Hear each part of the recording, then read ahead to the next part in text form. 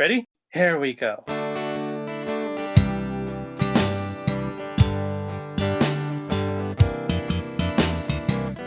Different points of view and highs and lows. A new perspective everywhere you go. Open up your mind, drown out the noise, and see if this connected.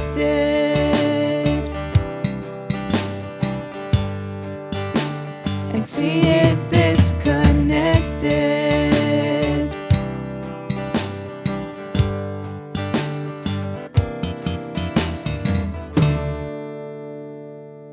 What's up, fam? The mission of this Connected podcast is to connect generations and situations about faith, life, and whatever comes along the way. To not necessarily agree, but be listened to. These conversations, of course, highlight the perspective of our various guests, and you are always welcome to agree or even disagree. But as always, we hope that it is done in charity. Now, here's your host, Catholic.Dad. Well, thanks, Tony, for that intro. And guess what? Tony's here. Producer Tony is in the studio with me. We let him out of the closet again. And we're going to be talking about our theme or topic for today's discussion on this Connected podcast.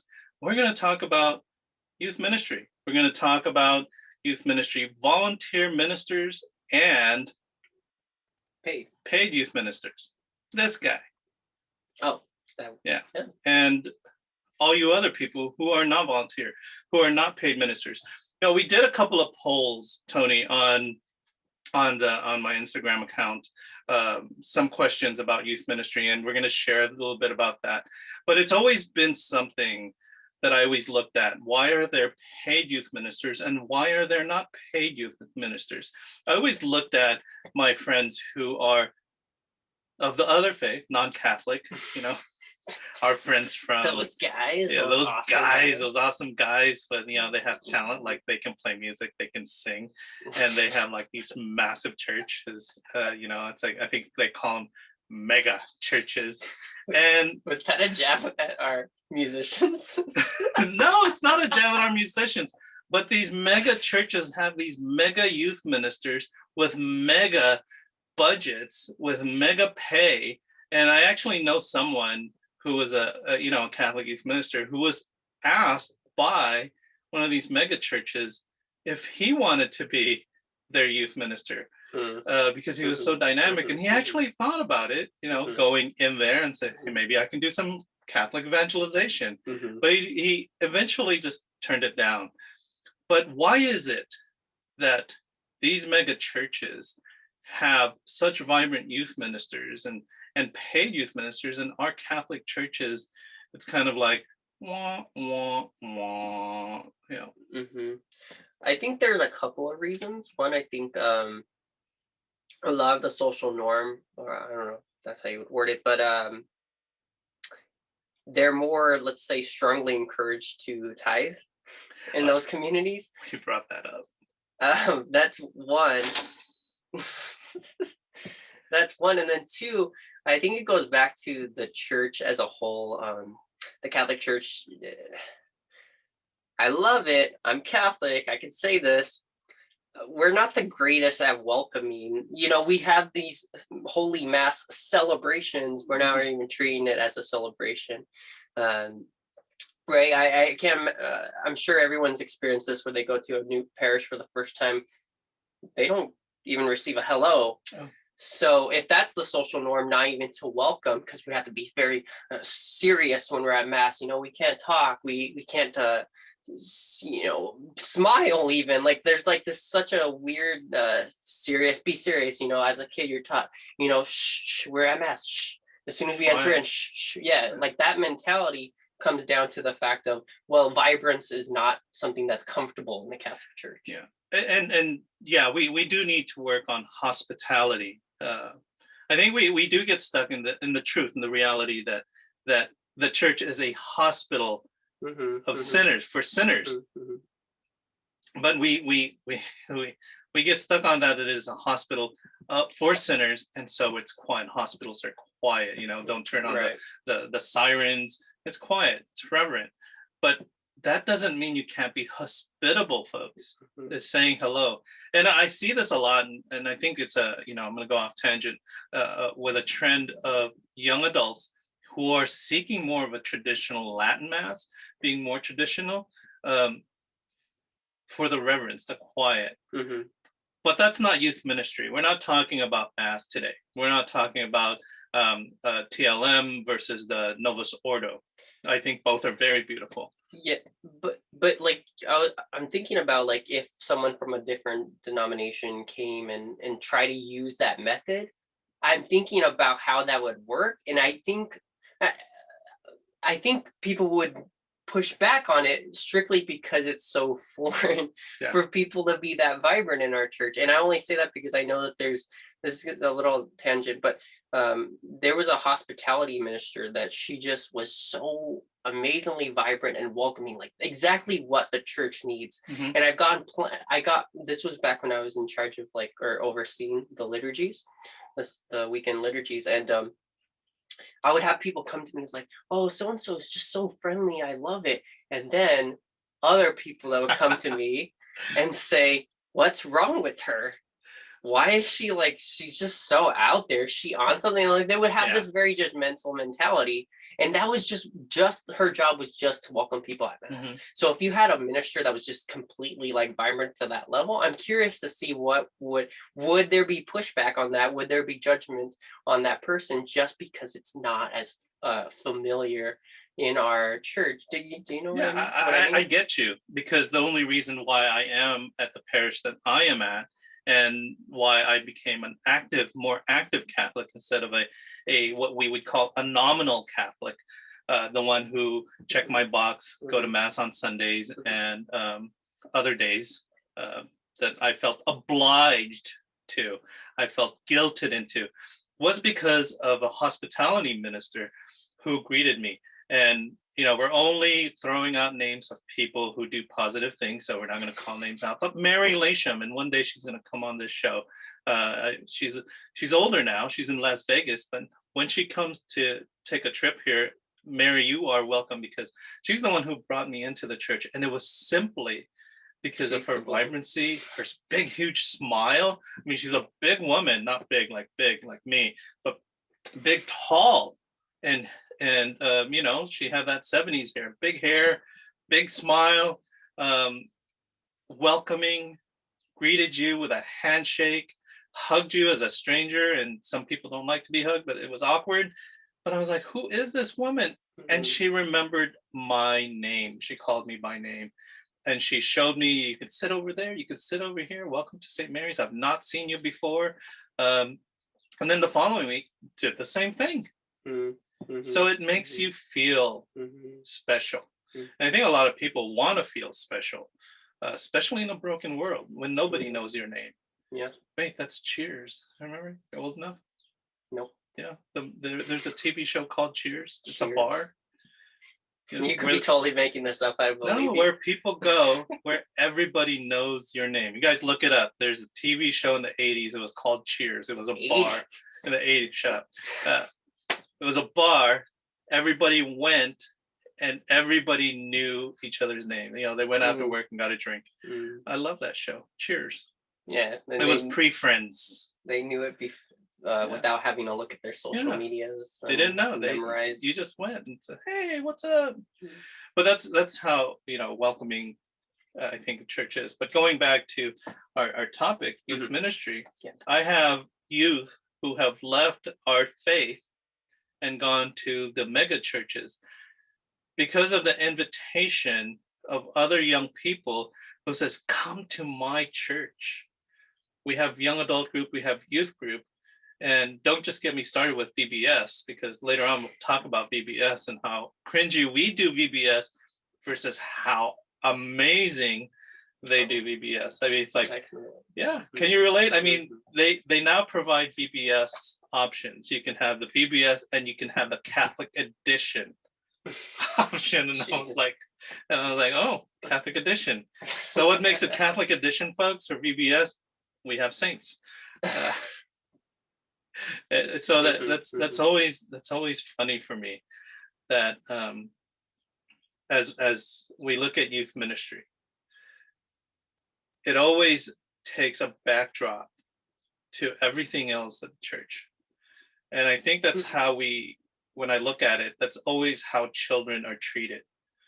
You know, when you go to Christmas parties, when you go to any parties at anyone's homes, where do the children go? Well, Well, you go outside, or you go in the back room, and or go to the basement and play, or go to the backyard and play. And then when it's time to partake of the food, guess where you get to? You don't get to sit at the table with the big kids.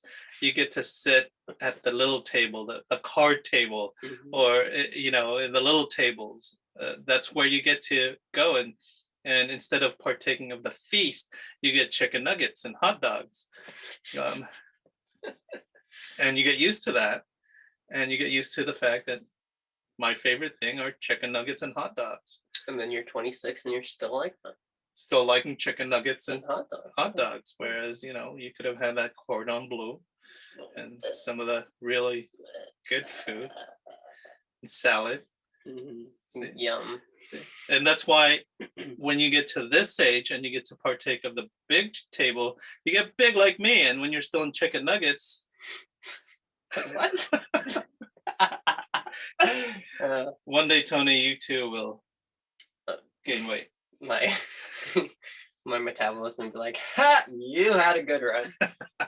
So anyways, we're having fun here. This is a conversation. And we recently took part in a training with the Diocese of San Bernardino. It's basic youth specialization. And in that, it spoke to me many a times of what youth ministry needs to do, what needs to happen in youth ministry. And just a little bit about youth ministry in the Catholic Church. It actually started, I believe, in the 50s or in the 40s, really early on. Yep.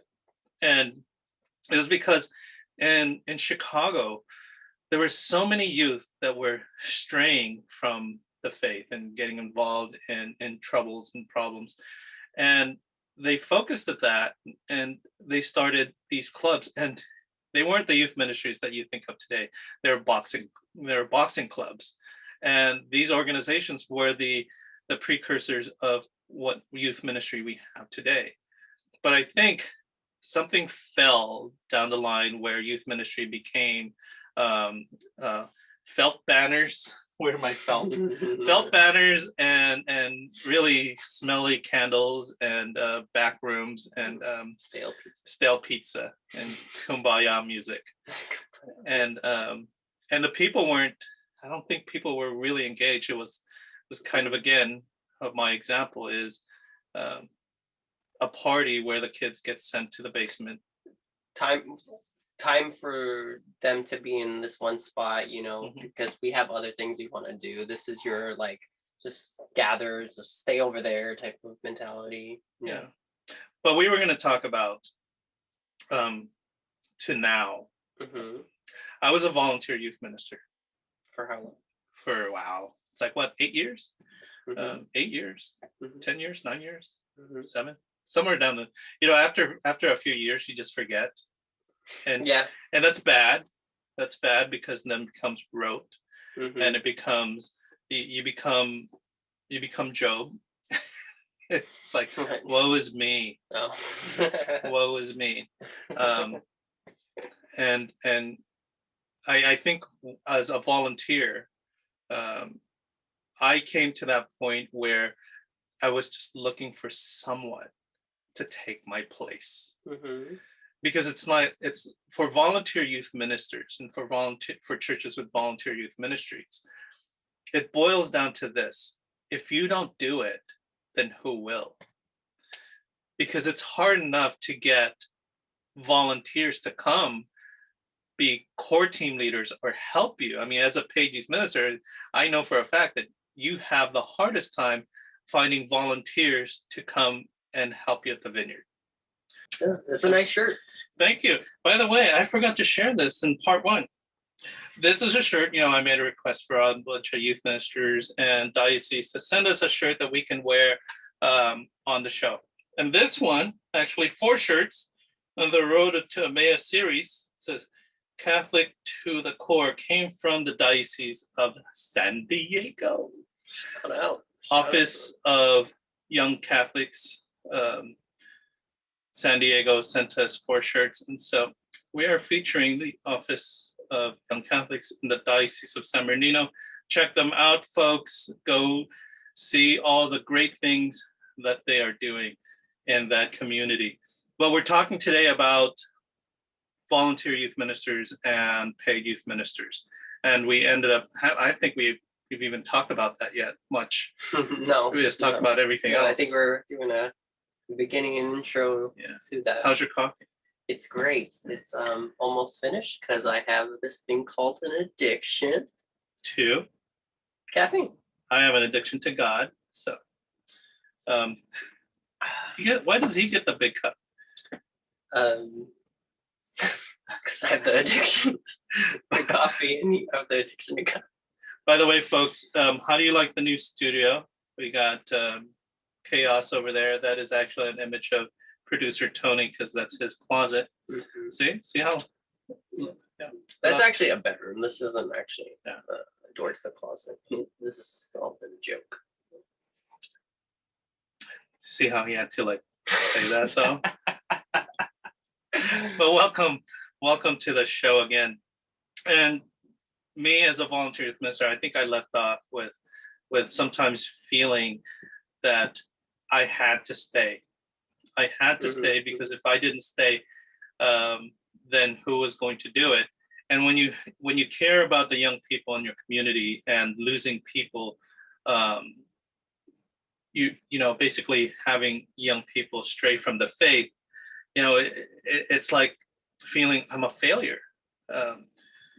So eventually, you know, after a few years of youth ministry as a volunteer youth minister, my sole goal was to form young leaders to take over.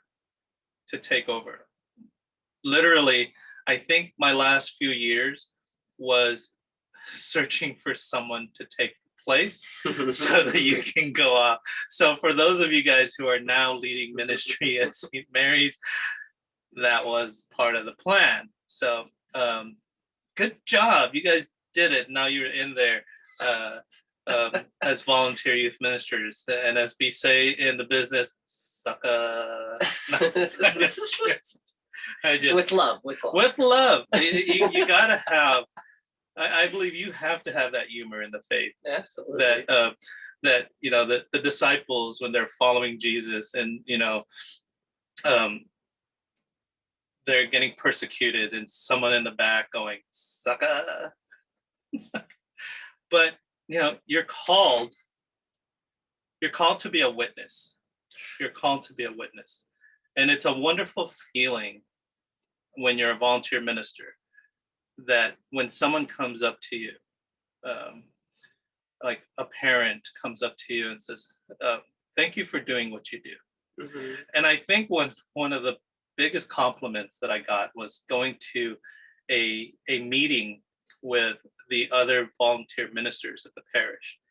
And one of the parents complaining and saying, you know, because we are a bilingual parish. We're predominantly a Spanish, and we have 2 youth ministries, English and Spanish. And one of the parents said, you know, what we need is we need paid youth ministers. We need a paid youth minister in the Spanish community, just like you pay that guy in English. And for our DRE to say, excuse me, hello, he's a volunteer too. One of the biggest compliments I felt was when that parent says, he's a volunteer? Yeah. Like someone who's like wondering, it's like, well, why does he do all that he does when he's a volunteer? It kind of calls people out when volunteering. Do you volunteer and behave like a volunteer, or do you, as a volunteer minister, treat it like you're part of the team, it's your job, and you perform that job like you're being paid? Because we are getting paid as volunteers, getting paid in grace. Can I just say, to add to your point about like that biggest fear of finding that replacement? I don't want to. Most people probably already know, but I'm not gonna say the name of the parish. But um, my transition from being volunteer to paid, that was my biggest fear too. So I definitely know what you're saying, and I think one of my biggest regrets, or just something that I always think about, awful that I couldn't find a replacement. That's one of my biggest regrets. Uh, I remember in that transition when I got hired, that I only had a couple of weeks to kind of figure that out. I was already trying to find people before that, and just nothing was coming through. I know I had like 2-3 different people lined up. It just Tony, I just can't do it, or it's just too difficult. It's just like doom, doom, doom. I even went to the priest. I said, listen, I'm leaving. Like, this is gonna happen. But if you find someone, I will make the time to train them, to give anything and any support on my days off for that transition. Like, if you can find someone, I will do that. And there was really no effort in doing that neither. So I think about that. It was like 3 years ago, and I still think about as far as I know, that there still hasn't been youth ministry since I've been gone. So yeah. And that's one of those things that we always look at in ministry is are we forming, are we asking young people to become leaders, or are we asking them to become participants? Mhm. Are we planting seeds? And I know if we had, as a volunteer youth minister, you always feel like, I am not qualified to do this. So you're constantly looking for a more qualified person.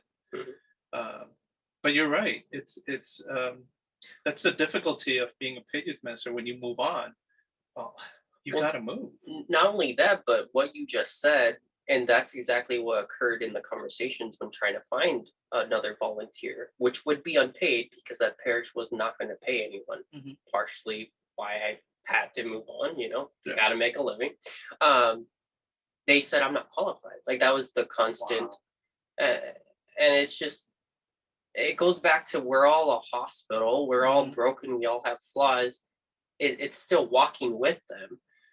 There isn't a, yeah, we should know our faith in that regard. We should be qualified in that regard to know the basic teachings of the church, and not teach them astray. But we're not going to be 100% perfect, and it was trying to convey that. I don't know. It's one of my, I feel like, a very big. I know we're not called to be successful per se, but I do feel very like a big failure right there. And I'm glad you said that, because one of the things that I just said in my morning reflection was, we're not called to be successful. Mhm. We're called to be fruitful. Mhm. And I think as you left there, people still remember you, and you still are bearing fruit in those people. And that's one of the things in ministry. We need to address that the success, if you're in ministry to create success, Mhm. you're looking inward, you're looking at yourself. It's like, I need to be a success, I need to make sure these things, I need to do that. Yeah. And so when you have that basis of being successful, then you're not looking at Jesus as the true vine. Mhm. And what you're trying to do instead is be fruitful. Are you bearing fruit? Are the fruits of the Holy Spirit growing in you? Are people seeing Christ in you?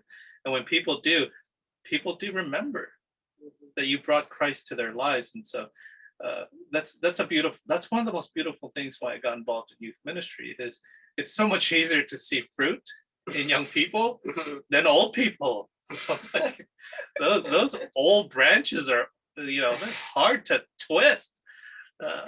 But Let's stay quiet on this one. I digress. Yeah. No, and you're right.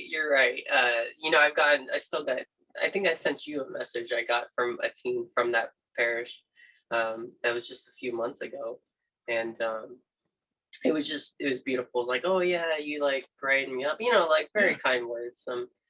So you still see the fruits even if you're gone a few years later. You're still gonna get them as adults, still reaching out. So it's just By the way, folks, youth ministers love those. You know, they don't get paid a whole lot, but throw them a bone, send them a DM, say, hey, you affected my life.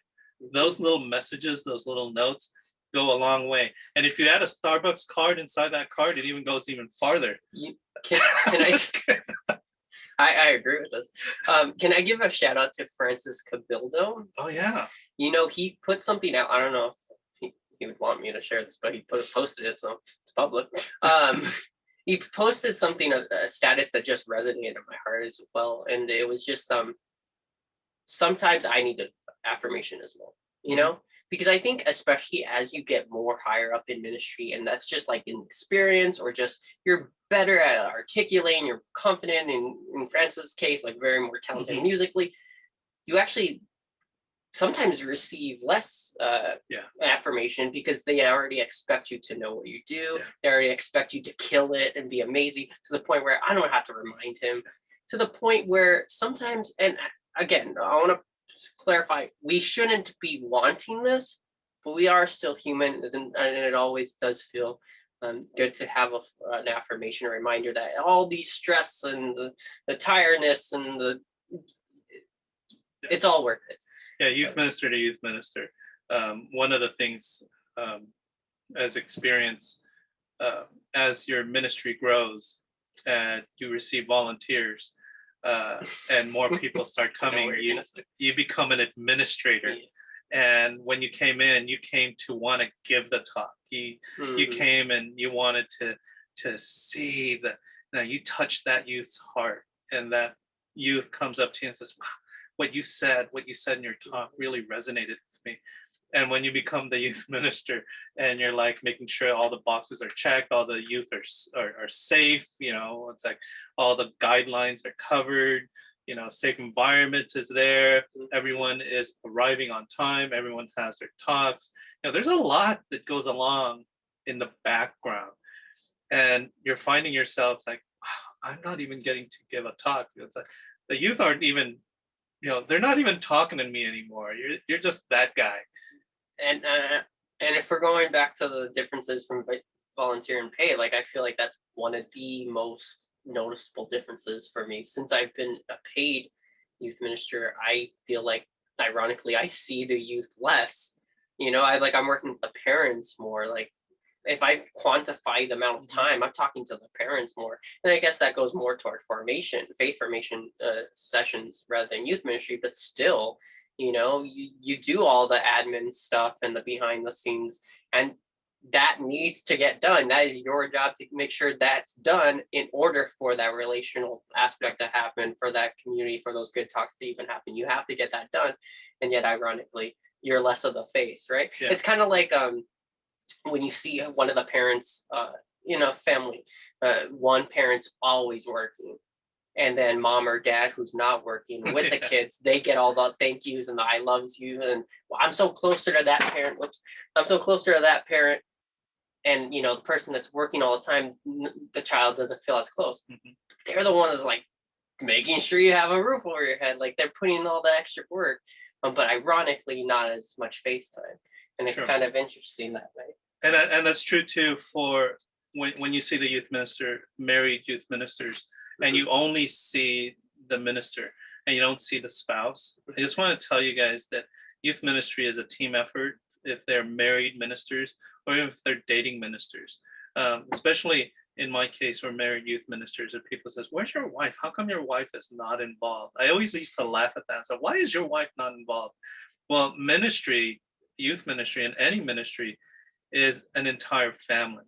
And if my wife did not take care of the home, then I would not be able to minister. Yeah. And so when you come home as an exhausted volunteer youth minister, you come home to a wife who has meals ready, and sustains you emotionally, physically, and spiritually, because that's the role that she took, or that's the role that he took. She's make sure that the kids are fed, kids are ready, they're doing their homework, they're doing their chores, while you go off and play games with youth. And and that was one of the things as a youth minister you feel so guilty about, because and I always used to say, why can't we do this together? And I remember my wife says, if we both do this, our house would be a mess. It's already a mess as it is. If you guys have seen my house, it's all over the place, because we serve, and some people are called to that. So for youth ministers out there, who you see just one of a couple, that's because somebody's taking care of the home ministry, their home ministry. So I just wanted to give a shout out to my wife, Maria. She's a saint. It's an excellent point, though. That is ministry too, within of itself. Being that youth minister, that's part of it. I love that you mentioned it, because it's true. Yeah. So for you youth ministers out there who's planning on getting married and not going into the religious order or a priest, not this one, because this one's taken. Shout out to whoever that is. Whoever that is. But when you do, just make sure that you address the fact that you will have to share that time. You will have to share that time. Tony, I want to share. I did a couple of things. I did a poll of our listeners. There's some of our listeners, and we had quite a number of people who responded. And I asked this question. Hold on. Make sure our system doesn't crash again, because Tony's here. Every time Tony's here, our system crashes, and he's the producer. So go figure. Love this conversation. By the way, if you guys are listening to this podcast or watching this podcast and you're like, why are they like all over the place? Because folks, this is the church. Yeah. When 2 or 3 are gathered, there is the church, and this is the Catholic Church. Yeah. Prime example. Prime example of Catholic Church. Totally dysfunctional, but striving for holiness. I feel like our minds are like the mousetrap board game. Like it's just ding, ding, ding, ding, ding. I love that game. Yeah. One day we're gonna do a podcast. We're actually just gonna play the mousetrap. Could you imagine just commentate? Totally do that. But anyways, the first question that I posted was, does your church have a youth group? Amazingly enough, majority of our people who follow said yes. There's like 74 of them who responded said yes.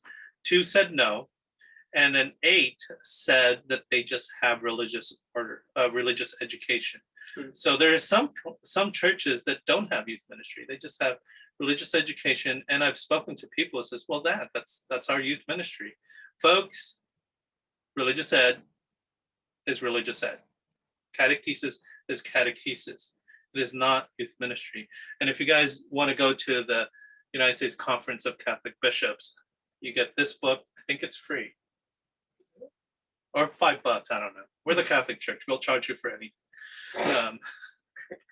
Would you like to explain as to what the difference is between religious education and youth ministry? Why is it different? Oh, go ahead. I would say that there still is overlap if we're going by the terminology. It is technically still youth ministry, because within youth ministry there is catechesis. But I think with religious education, faith formation, there are curriculums. Yeah. There are specific topics that need to be addressed in order for you to be prepared for said sacrament, whether that be first communion, confirmation, whatever the sacrament is.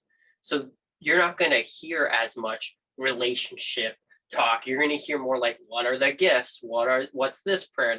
And I think youth ministry, you're able to hit more topics and more relational, and you could go out more places, because again, faith formation, religious education has typically a curriculum that you have to follow. Hit those. Yeah. The way that I used to explain it was this: as a nurse, we had theory classes, and as anyone, if you can go to school, you have theory classes, and then you have the favorite part. At least for me, my favorite part of my classes in college and in high school were lab.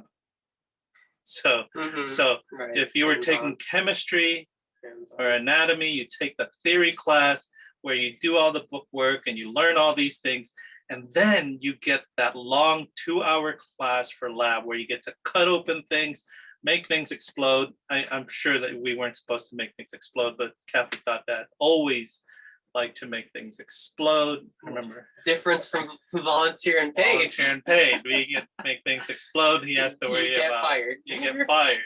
I get like, don't do that again. But that's my explanation of religious ed, catechesis. In that religious ed is that theory class. I need to make sure you know how to do this. And then youth ministry is that laboratory. Now that you know that, Right. how can you use that to go out? And it's part of the mission. It's part of the mission to go out. How do you use that? This is now the laboratory of all the things that you've learned or learning. How can we put that? Because I think there's a lot of times where youth ministry tries to be a second religious ed, like, oh, we're gonna do it again, and kids are like, I already learned this. Right, and which is why it's so important that you do need both, because there's two separate goals, like how you explain, like the little things that you need to memorize. Now, how can you apply it? And you can't have one without the other. You can't have one without the other. You know, it's like faith and reason. You know, you have to have both, and I think it's really great when we have both. The next question I posted, Tony, was does your church have a youth minister? 82% of our listeners said they do. 18% said no. And then, which was really shocking for me. Really? Because the majority of our listeners are Catholic, because it's a Catholic podcast. But we do have a couple of non-Catholic listeners who always challenges me about my faith. Shout out to Brock. Which you love it. Which I love it. I love you. Love that guy. Love my non-Catholic friends who tell me why you're wrong. No, I genuinely for those people who are non-Catholic, I love the fact that we share the same faith of belief in that Jesus Christ is our Lord and Savior. I think I've shared this before, that the person who really got me to read scripture was not a Catholic. It was she's I don't know if they're Baptist, but I think they're Baptist. Shout out to Shield of Faith in Pomona, California, who has Miss Claudia Cooper, who's a parishioner there. She sends me scripture every single morning.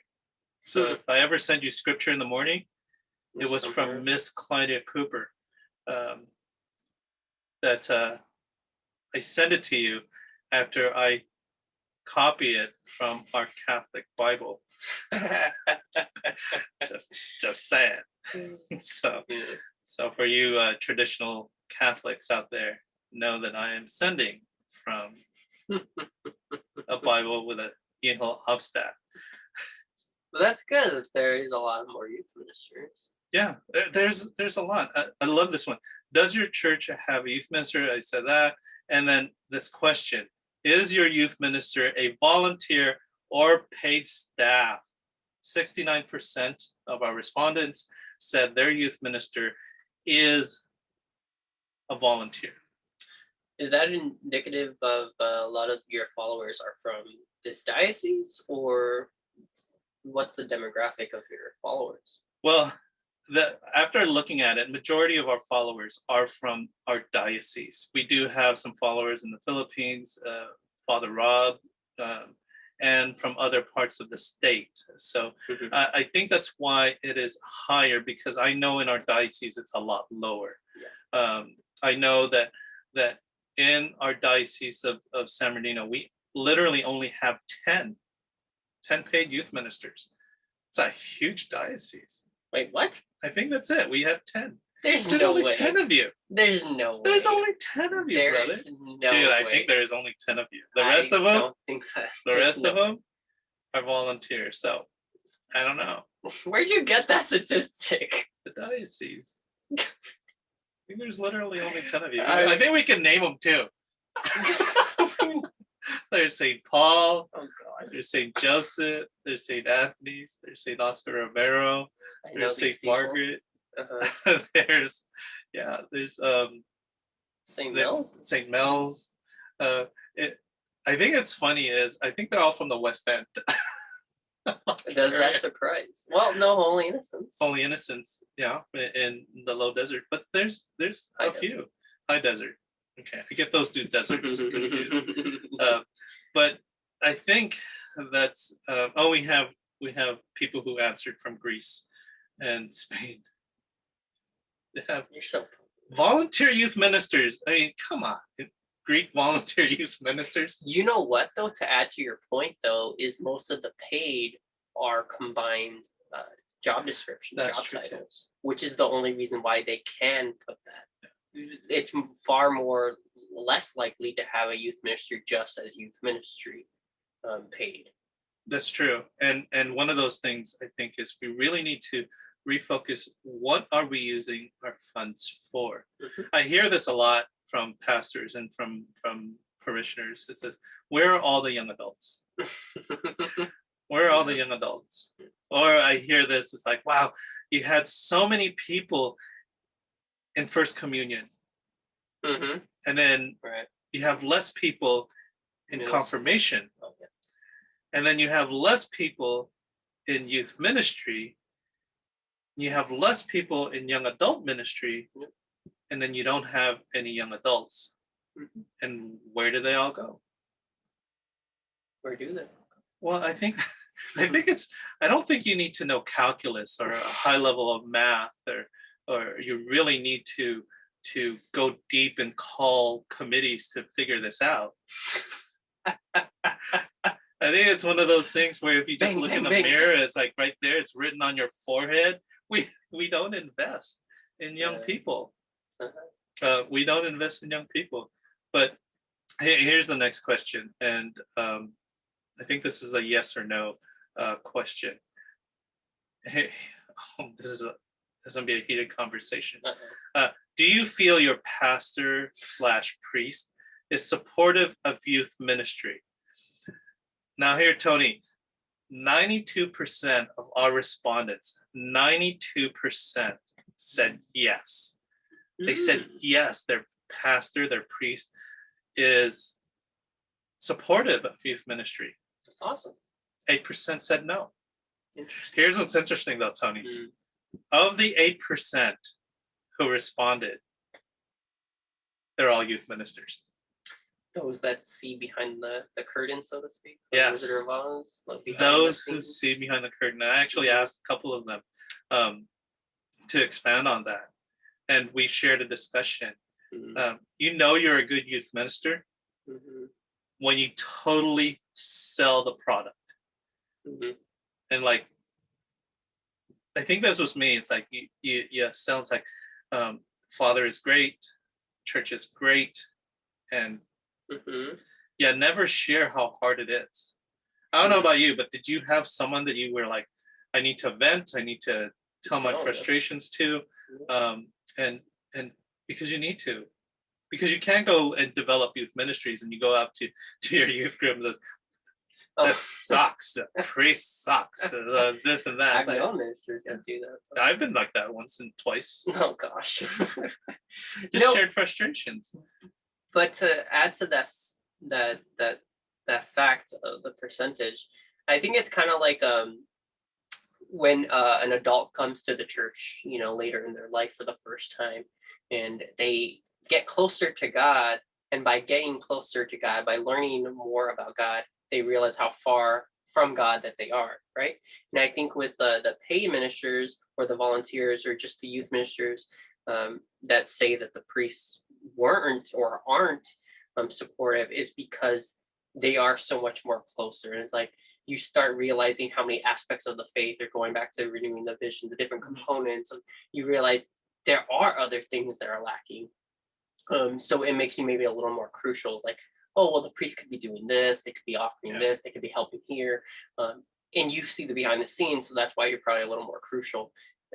Or at least that's what I would think of why the youth minister might be saying that.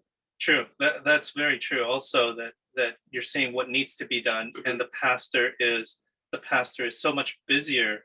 Yeah, I know in my parish we had 30 ministries. Yeah. And every single ministry believes that they're the center of attention. That we're the most important ministry at all. Sure. Of this church, and so the pastor, we have to make sure that we pray for them, because that's kind of like a father for all these families and all these dysfunctional ministries. I remember speaking to our pastor and says, you may think that you're having a hard time, but you're the least dysfunctional ministry. I was like, I'm the good child. New one on me. Yeah, I was like, I thought we were having problems. It's like, no, you guys aren't having problems. So every ministry out there, folks, is having problems. So we need to make sure that we pray for each other and each other's ministries, because it's true. We do put up a good front. We do put up a good front. So if you guys you responded and you have a youth minister, make sure that you affirm them, because they're working. They're working hard. They're working after hours. And here's a funny thing. I think with volunteer youth ministers and paid youth ministers, you're not working 9 to 5. You're not. I got a call from the low desert. Awkward. Palm Springs. We got a call from Palm Springs, but we're not going to take that call because we haven't vetted it. It could be awkward. So be asking to guest speak again. To guest, yeah. It's like, and I'm not that good with cutting and editing. Tony is, but so by the way, if you guys are watching the YouTube and the audio version on Spotify or Apple, there's slight differences because Tony actually puts an effort to make the YouTube, and I'm like, it is what it is. There are slight. There's slight differences. Yes. It's like, so the awkward voices and sounds, Arnell doesn't do anything of those. So oh, here's the next question. So after we talked about the pastor being supportive, it says, do you feel your community is supportive of youth ministry? Do you feel your community is supportive? And amazingly enough here, 85% said yes. So more of the responders said that their priest was supportive, and their community was less supportive than their pastor. It's kind of a interesting. I always like to look at the no's. Do you think it goes back to like the 1 year Mickey mentality? It's like a lot of the community might be saying, "Yeah, you just stay over there in your own little sector." That could be true. It's many people. What I've seen is the parents who are active and supportive of youth ministry are parents who have children of that age. Yeah. And parents whose kids are still young, they could care less about youth ministry. And older people who don't have grandchildren, who are troubled, they can care less about youth ministry. And if there are parents who have children who are of that age in ministry, but don't attend youth ministry, or are nominal Catholics like me at one time, it's not a priority in their lives. The other priorities are baseball, softball, soccer, basketball, dance, gymnastics. A plus. Yeah.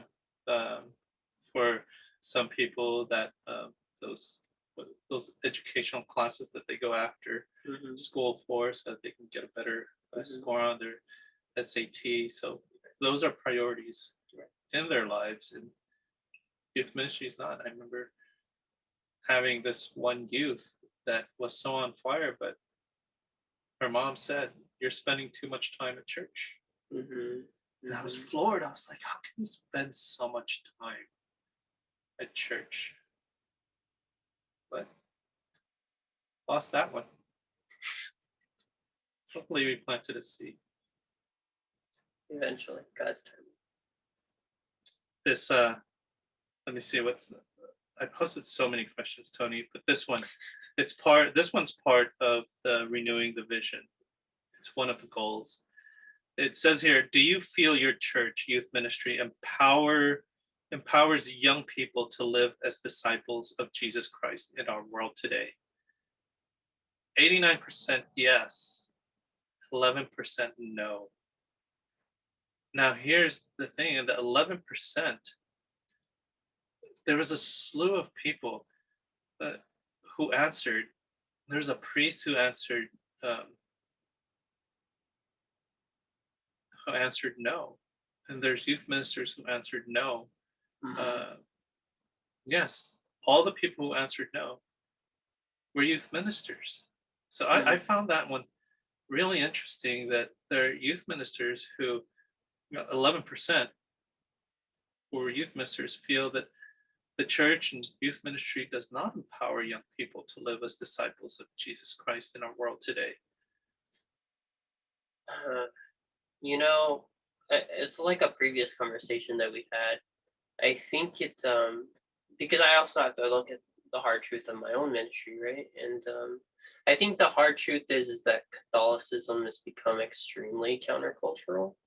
So it's become more of a challenge to do that in its entirety of actual empowerment, because we could, you know, we can tell someone to pray, or we can pray with them. You know, it's like that kind of mentality is like, are we doing practical things, or are we just merely doing surface level? And I think with the church being so countercultural, I think sometimes as ministers it's easier to just do surface level ministry because it's easier, or it's safer, of not being hated and that sort of thing. And I think maybe at least just speaking for myself, I think that's why I would be hesitant to say yes, because it's sometimes you feel hindered to have to just do surface level ministry and not full empowerment, because of all these other factors of maybe fearful, or maybe as a volunteer you're more restrictive on certain things you can do because of the time constraints. And I don't know, maybe those little aspects is something to speak on as to why you'd feel like you're not doing all that you can do, because again there's so much you can do. You might not be hating it. And it is, you're right. You know, we are in a period of cancel culture. Yeah. But what I also see is in the respondents, there, and looking at youth ministries out there are certain youth ministries that focus a lot more on advocacy. Yeah. There's a lot more ministries out there that focus on catechesis, and evangelization. So there are differences in ministries out there. So a lot of people, when they think Catholics, or when they think youth ministry, that it's like cookie cutter. What you see over here is the same thing you're going to see over here. And amazingly enough, what I've seen is the charism that youth minister brings, and what that community has, and what the population and the demographics of that community is, somewhat dictates how that youth ministry is going to be. And I think this is, and I shouldn't be giving advice, but I'm going to give advice to pastors. Catholic.dad, here we go. Because I'm older than a lot of you, except for the really old ones. Learn your community. Learn your community and your youth minister and their program before making a decision on what is best for the church that you pastor. Because after 6 years, when you move on, guess what? Those youth who are in youth ministry become the adults of that parish. And did you get to know them? Did you get to know the dynamics of that youth ministry and what they do? I think it's very important before a pastor says, no more youth ministry. I don't like you guys doing this. I want you to do this and this and this. Is one, this is a template. But at least know the template. Right. Because I think it's required for you guys to know this. And for youth ministers, look at this. See the template. Because that's helped me. For 2 years, for 2 years I was nagging the diocese. How do you do this? How do you do this? Because as an unpaid volunteer youth minister, you're kind of like, what I did was I went from parish to parish. Hey, how are you doing youth ministry? And how are you doing youth ministry? And it was weird because Sacred Heart Rancho and Sacred Heart Riverside were two totally different churches, two totally different communities, different demographics, totally different community, different ways that they focused youth ministry. Sacred Heart Rancho was paid. Sacred Heart Riverside was not paid. And their ministries were totally different. And then St. Mary's was in the middle, so we took the middle road. Took the high road, they took the low road, and we all met in the middle. I'm just kidding. Now I'm going off on a tangent. I actually don't know what I was talking about. Yeah, I was like, what? But anyways, the next question is, do you feel your church youth minister fosters the total personal and spiritual growth of each young person? That's a hard question. 3 out of the 4 respondents said yes. They said yes. That the church, the youth minister, does foster the total personal and spiritual growth of the young person. Tony, I find it, with that question, it's hard. I think for sometimes some of the responders here, again, many youth ministers said no, because I think they're misinterpreting this, that they're carrying the entire cross of ministry of all these youth, their personal and spiritual, on their shoulders. And it shouldn't be. It should be the whole church. But was the question youth minister? Yeah, it was. Do you feel your church / youth minister foster the total personal and spiritual growth of each young person? So the answers could have been that they were talking about the church, and some were answering they were talking about the youth minister. You know what I hear? I hear when I read that is every teen, every young person. And the reality is that every young person has their own spiritual growth, the way that speaks to them personally. And it's really hard to get every single one of them, right? So that's where my mind goes, is like, no, I haven't got all of them. No, definitely haven't. But we do hope we're planting seeds. Yes. Planting seeds in that vineyard, and helping prune. Now, here's one of the last questions. I asked, how long have you been in ministry? Well, the majority of the people who responded is like 2 to 5 years. They've been in ministry 2 to 5 years. So this includes youth ministers, young adults, and youth. 9 for less than 1 year. Here's interesting: 6 to 10 years in ministry. 6 to 10 years. And then I love this answer. Too long. Too long. It's like 5 of them said, I've been in ministry too long. So how many did the 6 to 10? 6 to 10. That's 6 to 10 years. 16 of them. 6 to 10 years. Let me look at who these guys are. These guys were, wow, I know some of these people. They started in youth ministry. They're still serving youth ministry. A few of them are youth ministers themselves. And so, yeah, 6 probably. And then the 2 long belong in this one. Are we counting those that were participants? Yeah, we're also including those years. Because if that's the case, then I'm actually in too long. Too long, yeah. So some of these people, it's like, oh yeah, I've been in ministry too long. I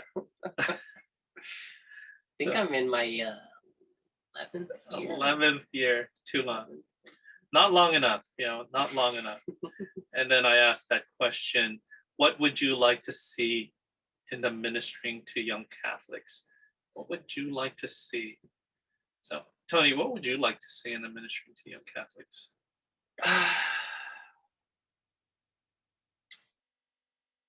I would like to see ministers, and this includes myself, be more fearless in how they present their topics and defending the faith.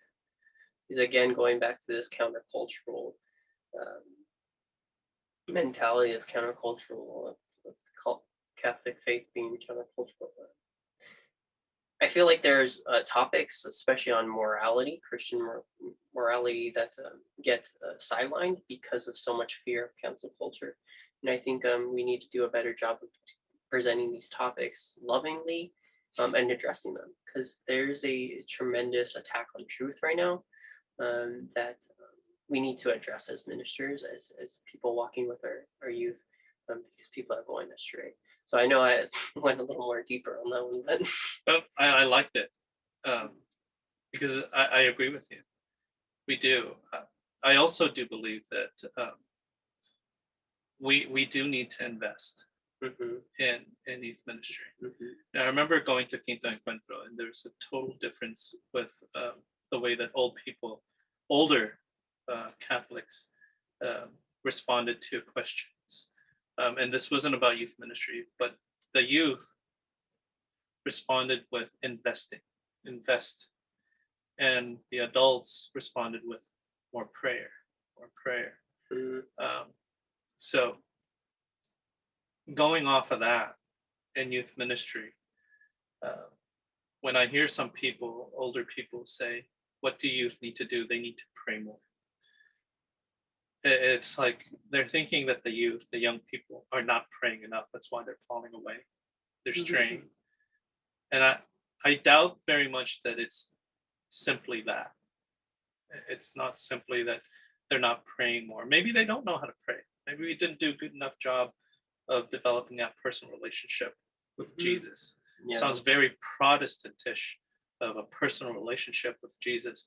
I think we in our Catholic faith look at that as, we rather say we didn't develop more of a spiritual relationship with our Lord. But I truly don't think that we invest enough time, talent, and treasure with the youth and young adults. We do a lot of sacramentalization to make sure that they get their sacraments. And then once they do that, they're on their own. You're free to go on your mission. And I think a lot of people have that from the perspective of like that person that's going through the formation is trying to foster that mentality where it's not just that. It's you do need the basis of the faith, the basics, and that's sacraments, but there is more out there. Trying to get that changing of the perspective, that changing of the mentality is like, no, you're not done with just because you've gone through the sacraments, you got through these formation classes. There are other things for you to attend, other things to foster your formation, to foster your heart. There's that metanoia. There's that calling to serve.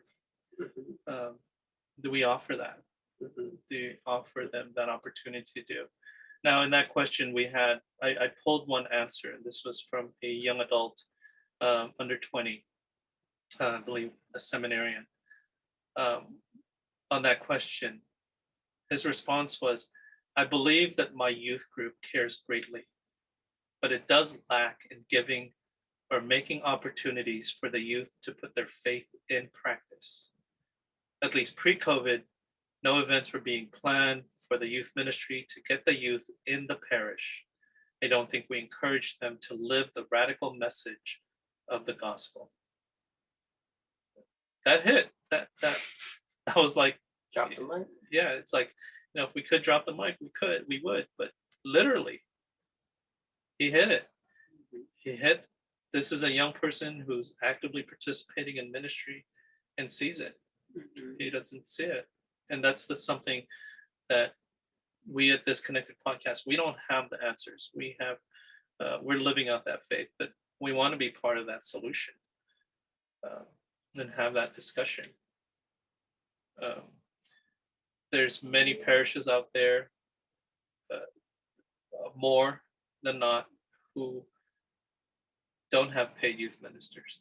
So in this discussion, paid youth minister versus unpaid youth minister, is there a difference? Are they working the same field, or is their approach different? You know, I feel like we've talked COVID to death, but going back to that point of that was mentioned in the comment, not offering things during COVID. We're asked as a diocese not to. It comes down to the fact, like, for the paid youth ministers that were furloughed or even, maybe completely, gone. If you're furloughed or you have certain hours cut, you can only work those certain hours, or you could get written up. So that's a fact that's not mentioned. If you're asked by your diocese directly not to meet in person and not to offer these certain things, you're asked directly by directives from your bishop to not do that. Like, those are factors that the ministers also have to take into account. Not that there's not a desire to not help out, not there's not a desire to be there, but it's just like there's so many factors of going left and right of like, I'm told not to do this, I can't do this, I should be doing this, and it's not easy. I feel for you, because in the workplace where I work, there are things that I can do and I'm prohibited from doing what I feel is the best. I have to listen to my director, and I can't do it. Even though I feel that it would probably be the best thing to do, I'm directed not to do it. But as a volunteer youth minister, I live by this credo. It's easier to ask for forgiveness than permission. And man, I had to ask for a lot of forgiveness because I did a lot of things without permission. But all safe environment and things like that. But as the pastor said, don't ever come to me for absolution. Don't come to me for confession to tell me the things that you did without permission. That's just wrong. Him directly. Yeah, say that directly. That's why I never went to him. Go to a different priest. Yeah, you go to a different priest and ask for forgiveness. And you get the advice. You better tell him. But yeah, there is advantages of being a volunteer. But I do have to say that as a volunteer youth minister, you have to take it seriously and behave and act as if you were being paid. Especially for the requirements. Well, especially for the younger ministers, because like it or not, you're going to be a face for the ministry. And if you show that it's all about the fun and you don't have to take it serious, for some, especially maybe the older parishioners, they're going to view how you treat it as the entire ministry, regardless if that's how the ministry is. So that's another thing to take into account. Yeah, it's all part of relational ministry, as you are the face of the ministry, and they will treat you as a paid employee, even if you know that you're not. That's up to the pastors as well to announce to the parishioners that this person is a volunteer, please support them. And for those pastors who have paid youth ministers, support them, especially if they're younger, because us older Catholics can be cruel, can be mean, can be demanding of people who are younger than us. So that's why did you? I got the word younger. Younger. Thanks. Can I do a laugh track on that? I had to, because I can't. But those were our questions from our poll that we did yesterday. I'm thankful for you guys who responded, and if I didn't read your comments, it's because technically not literate, so probably couldn't find it. But there were some good conversations that we had with you on the issues and concerns you have with youth ministry. I know as a volunteer youth minister, there were many times I was frustrated, and I assume that as a current paid youth minister, Tyson, you've been frustrated, but Yes. as a thing, I loved working in the vineyard. I loved working youth ministry as a volunteer. I still really don't know much of the huge difference in volunteer youth ministry and paid youth ministry, aside from volunteer youth ministers had a lot more freedom. Yeah. I think the biggest difference is maybe the paid ministers see a lot more of the behind the scenes, and just like surprise, surprise, we live in an imperfect world with people that are imperfect, and you see the behind the scenes of like, oh yeah, there's a mistake there, or there's that could have been handled more properly, or like, oh, I have to make sure I clock out, and like, whoops, didn't do that. Still have another hour of things to do. Like there's like those little things of like you just have to make sure more boxes are checked, which is kind of like what we talked about. So yeah, definitely you have more freedom as a volunteer in that regard. Yeah. And then that opened my eyes, because again, you can get in trouble for working after hours because you're a paid minister, and so that means that if you're doing anything after hours and your own time, it shouldn't be ministry directly. But it can still be considered. Yeah, it still be considered. Whereas the advantage and disadvantage of youth ministers, volunteer youth ministers, is that you're on the clock all the time. Mm-hmm. Because after you get off your 8-hour shift from work, then your shift of youth ministry begins, and it doesn't seem to end. No, you still get those messages at midnight or whatever. Yeah. I have a problem. Can you talk? And you're like, turn that off. I remember my wife says, "Can you turn that off? It wakes me up." Getting calls from Palm Springs. Palm Springs.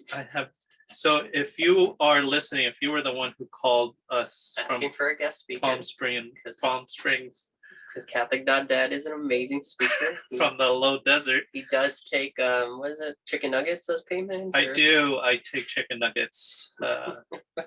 My favorite is chicken nuggets. I work for 20 pieces of chicken nuggets with sweet and sour sauce and honey mustard. You give me barbecue sauce, and then you're gonna have to pay me my actual fee. But you get that right. 20 pieces chicken nuggets with sweet and sour sauce and honey mustard with sweet tea. Yeah, we're on. And sweet tea. And sweet tea. I didn't know this one. We're on like Donkey Kong. Sweet tea or Dr. Pepper. DPP. That's pretty much it. That's like, any parting words from our books? Not from the books, but I think paid or unpaid, you are still doing great work. It does not diminish any value or give you more value. I think that's something that needs to be definitely pointed out. I think some people might have a mentality if I'm paid, I'm more important, or something like that, or vice versa. And that's certainly not how God views it, and that's certainly not how you should view it. Exactly. My thing is, you're called. You answer that call, and obviously you're called, and thank you for answering that call to serve. As a paid or unpaid youth minister, what we never talked about was accompaniment. Mm-hmm. Find someone to accompany that will one day be a youth minister that will take your place, and then be accompanied by someone. Find someone to mentor you. You don't have all the answers, but there are places where you can find those answers. I think what we learned most with this COVID is that the world got really much, much smaller, and that we were able to connect with different people and saw how different parts of our community did things. And so it's my thing was always, never reinvent the wheel. Just make it fit your own vehicle, and you're all working in that same vineyard. So I had a dad joke, but I forgot. It's not a podcast without a Catholic dad joke. I don't know. I had one, and I just totally forgot it. I can't even use the Tony one because that would be wrong. But yeah, sorry guys, no dad jokes. I can't even say that my wife hates it when I call her my ex-girlfriend. Because she is. It's okay. True. Yeah. Technically true. Yeah. I can't even use this one. It says I don't like incense jokes because they're just horrible. I had to use that. I was a sacristan this Saturday. Mm-hmm. By the way, guys, a sacristan is not an altar server. Not an altar server. And I want to thank Mary and Rob, who were the assistant to the diocese, for helping me out for confirmation. You guys are the best. And for all those young people who are being confirmed this week and next week, congratulations. Yeah. Welcome to being full-on Catholics, willing and ready to die for the faith. Welcome to the mission. There we go. Do we have any parting words, Tony? Anything? Congratulations to all my youth that just received their first Holy Communion yesterday at the time of this recording. That's right. So I think that's all we have today. I think so. Yeah, that's kind of like an awkward ending. Rah, rah. Anyways, for you guys who are listening to this podcast and they're totally wondering, it's like, what the heck are they doing? We're just two guys trying to bring people closer to the faith, trying to connect generations and situations, as we said in our mission. We hope that you like the podcast. We hope that what we talked about connected with you. If you guys have any topics that you guys want us to cover and talk about, send us a DM or an email at catholic.dad50@gmail.com, or send us a DM at catholic.dad on our Instagram. That's the usual thing where we go.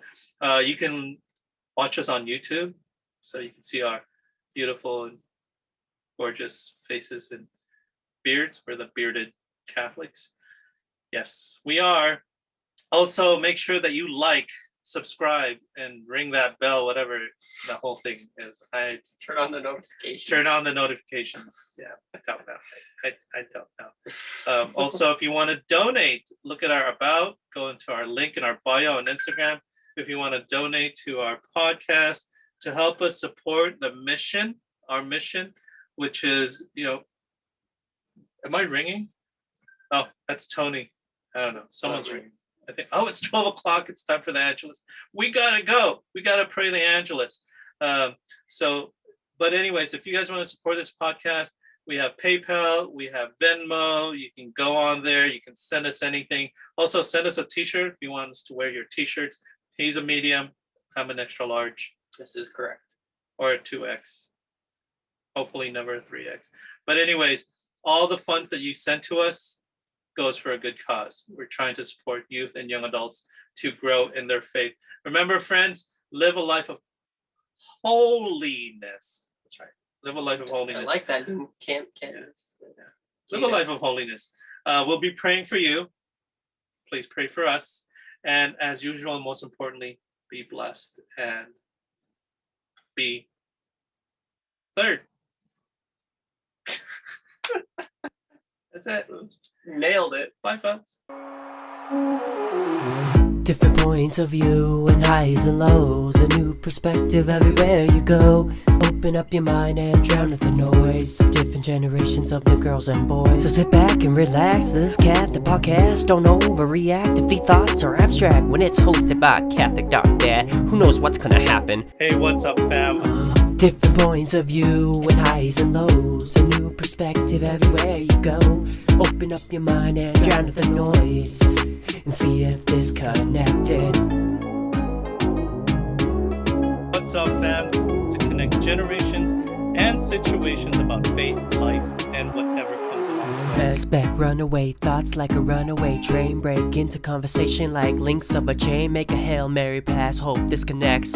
Have a question for a guest, put it to rest. Live a life of holiness, lead by example. Follow at Catholic.dead and mini tangled. Christ leads our way, he's the good shepherd. Pray for one another, be blessed and be there.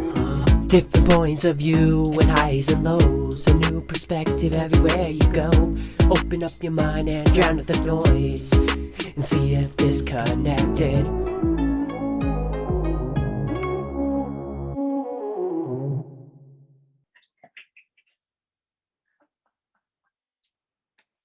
Yeah. You can go now. You can go now. Are you still here? We gotta do the Angelus. Yeah, do the Angelus. Bye. Oh, we gotta turn them off. Sorry. Whoa, whoops. I'm new to this. Okay, that's off. Are they gone? Yeah. No, I didn't. No. Oh no, I did. Let's pause. Bye, See what folks. happens after.